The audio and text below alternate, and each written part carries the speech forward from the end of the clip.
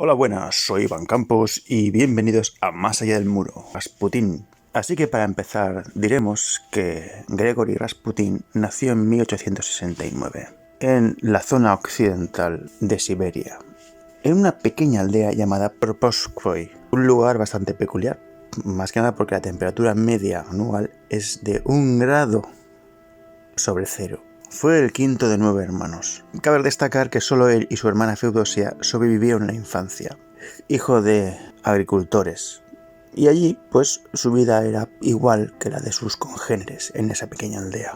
Cabe destacar que era analfabeto, nunca pisó una escuela, le gustaba beber e irse de juerga. Cabe decir que no tenemos ningún dato de su juventud. Lo que sí sabemos a ciencia cierta, que cometió algunos pequeños robos y que tuvo problemas con la ley. En 1887, con recién cumplidos los 18 años, se casó con una campesina, con la que tuvo 3 hijos.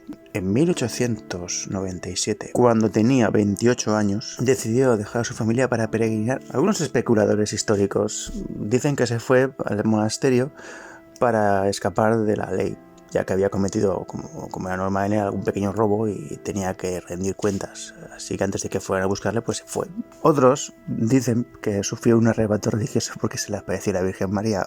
Y hay una tercera hipótesis, que es que un estudiante de teología le consiguió convencer para que fuera. Por el motivo que fuese, Rasputín pasó 3 meses en ese monasterio. Y ahí conoció a un asceta llamado Makari, el cual, palabras textuales del propio Rasputín, dijo que le descubrió a Dios. Durante su estancia en el monasterio, aprendió a escribir y a leer, pero nunca se le dio bien escribir y leer, así que cuando regresó a su aldea era alguien totalmente diferente. Se hizo vegetariano, abandonó el alcohol y rezaba, y comenzó a hacer peregrinaciones que duraban meses e incluso años, a lugares sagrados. Los historiadores han llegado a la conclusión de que, a pesar de su aspecto desaliñado y su carencia de cultura, Rasputín poseía una personalidad magnética.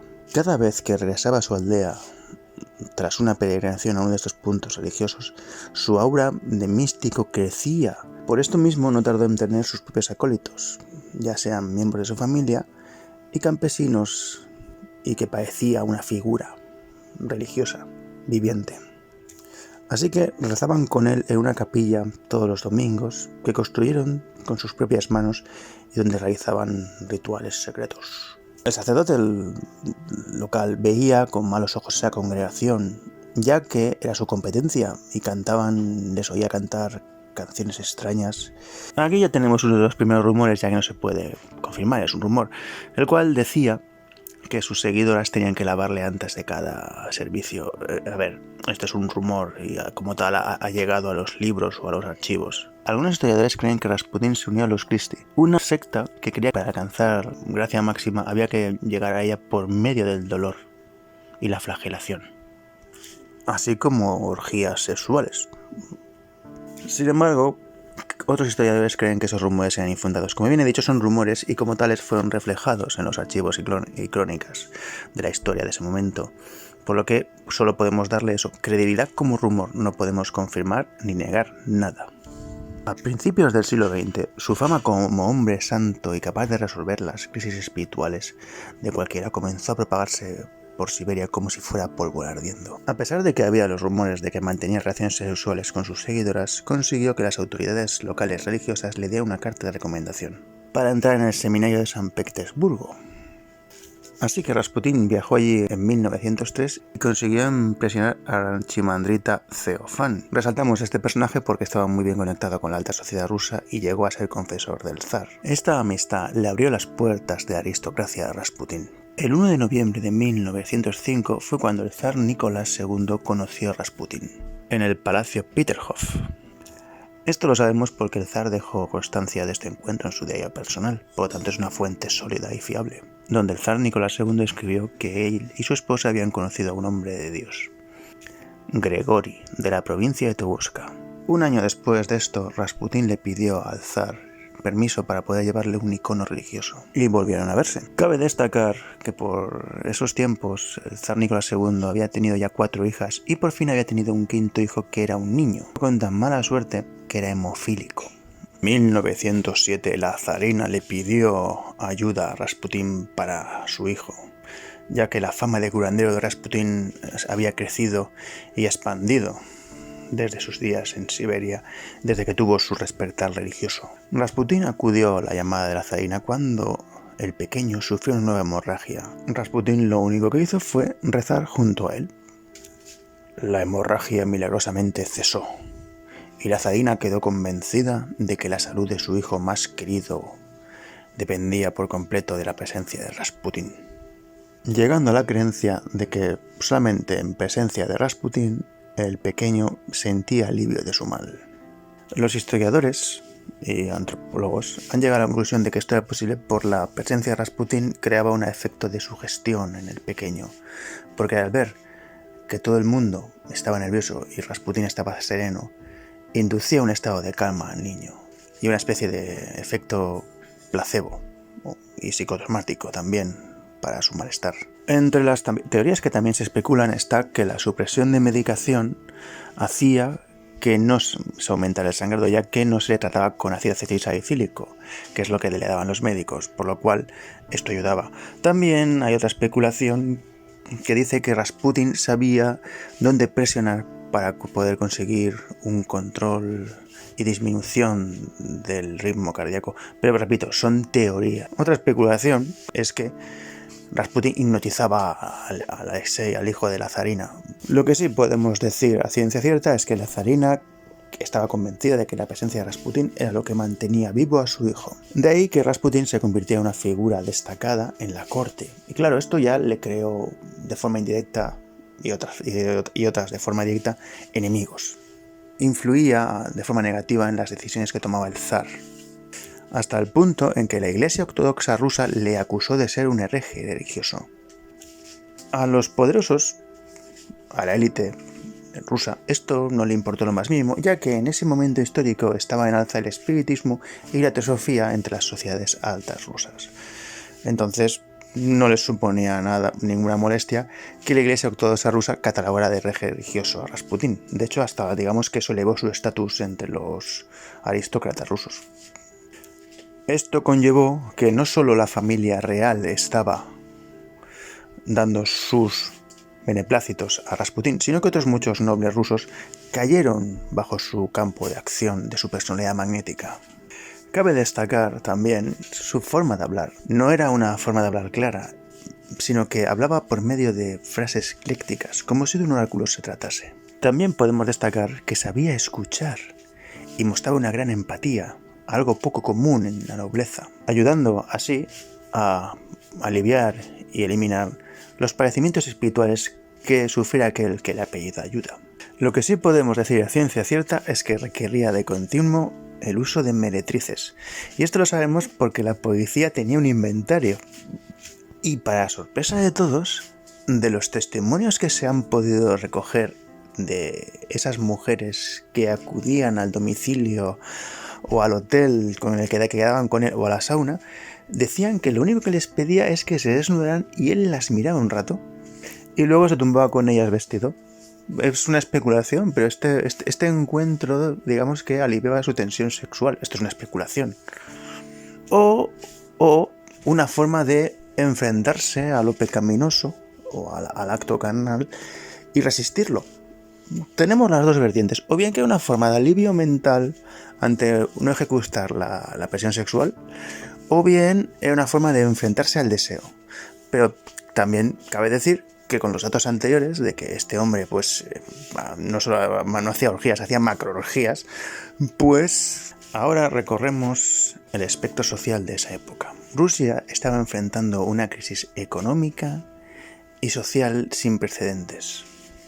Desde que la estructura feudal fue abolida en 1861, las élites no habían sabido dirigir la sociedad a una estructura capitalista. Además, cabe decir que se conservaban aún muchos comportamientos feudales. Y miles y miles de personas huían del campo e invadían las ciudades buscando un puesto de trabajo. Por lo que era un caldo de cultivo, porque repito, huían del campo en busca de un trabajo que no encontraban y que no existía. Y si encontraban, no reunían las condiciones para que pudieran tener una buena calidad de vida. Las tensiones crecían y la sociedad estaba cada vez peor. ¿Y qué pasó? Que estalló la Primera Guerra Mundial en 1914. ¿Y por qué resaltamos esto? Porque el eje germano-francés-ruso estaba enfrentándose a Alemania y al Imperio Austrohúngaro. Claro, la zarina había nacido en Alemania y esto le preocupó de que Rasputín, que era un pacifista, convenciera a Zarina para que el zar se saliera de la guerra y entonces los alemanes solo se hubieran centrado en un único frente contra el Reino Unido y Francia. Así que voy a exponer algo que no es nuevo porque en aquella época ya se hacía. El servicio secreto inglés pues planificó el asesinato de Rasputín, convenciendo a un grupo de nobles rusos que lo liquidaran porque le veían como una amenaza para Rusia, por el poder que tenía sobre la zarina. En la madrugada del 30 de diciembre de 1916, el príncipe Félix Yusupov invitó a Rasputín a una fiesta en su casa de San Petersburgo. ¿Qué pasó allí? Os vais a sorprender. La versión más difundida es la que escribió el propio príncipe, por lo tanto le podemos dar cierta credibilidad ya que él estaba allí cuando mataron a Rasputín. Invitó a Rasputín a su casa pasada la medianoche y le condujo al sótano para tomar algo, mientras acudían el resto de invitados a esa noche. Yusupov le ofreció té y unos pasteles que habían sido elaborados con cianuro. Rasputín se los comió y para sorpresa del príncipe Yusupov, Rasputín no sufrió mal alguno delante de él y no le pasó nada. Alrededor de las 2 de la madrugada, el príncipe se excusó ante Rasputín y subió a la parte superior de la morada donde le esperaban el resto de conspiradores para liquidar al hombre santo. Ante la exposición de los hechos, uno de los conspiradores le dio al príncipe un revólver y este bajó a la bodega donde le pidió a Rasputín que rezara una oración y acto seguido le disparó en el pecho. Entonces los conspiradores se reunieron delante del cuerpo y uno de ellos se vistió con el abrigo y sombrero de Rasputín y salió de la morada del príncipe para acudir a casa de Rasputín, para que hubiera testigos que vieran a Rasputín que salía de la morada del príncipe. Pero atención, cuando los conspiradores volvieron tras hacer esta pantomima para conseguir testigos que dejaran libre de sospecha al príncipe y bajaron para deshacerse del cadáver, para su sorpresa Rasputín se levantó y les atacó. Un hombre que había recibido un disparo en el pecho y había sido envenenado con una cantidad de veneno que hubiera matado un caballo. El príncipe pudo escapar de Rasputín y subir escaleras arriba, pero siendo perseguido por este y otro de los conspiradores le disparó 2 veces en el pecho y le golpeó brutalmente la cabeza, concretamente en la sien. Cubrieron el cuerpo de Rasputín con cadenas y lo arrojaron a las gélidas aguas del río Niva, donde finalmente suponemos que moriría. Y podemos decir que ahí murió ahogado. Aunque bueno, también hay algunos que especulan que murió ahogado porque no pudo quitarse las cadenas. Pero eso sería otra historia. 2 meses después de que el zar Nicolás II abdicara, un grupo de soldados desenterró el cadáver de Rasputín y lo quemó. Y para terminar, tengo que decir, a nivel de anécdota, que una de las hijas de Rasputín huyó de Rusia cuando los comunistas subieron al poder y huyó a Francia. Y de Francia huyó a Estados Unidos, donde trabajó unos años como domadora de leones. Así que espero que lleguéis a una conclusión interesante sobre la historia de Rasputín y os espero un nuevo programa de Más allá del muro, que espero que os haya gustado, os haya aportado algo y nos vemos en el siguiente programa.